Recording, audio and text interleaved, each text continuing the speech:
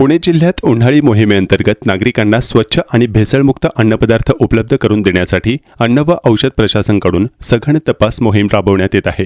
दरम्यान मिळालेल्या गुप्त माहितीनुसार मावळ तालुक्यातील उर्से येथील मेसर्स मोहम्मद एकरामुल उर्फ अक्रम गुलाम यांच्या ठिकाणी छापा टाकण्यात आला। या कारवाई दरम्यान धक्कादायक बाब समोर आली की तेथे कोणतीही परवानगी न घेता अनधिकृत रंग व इतर रसायनांचा वापर करून आंबा पल्प तयार केला जात होता।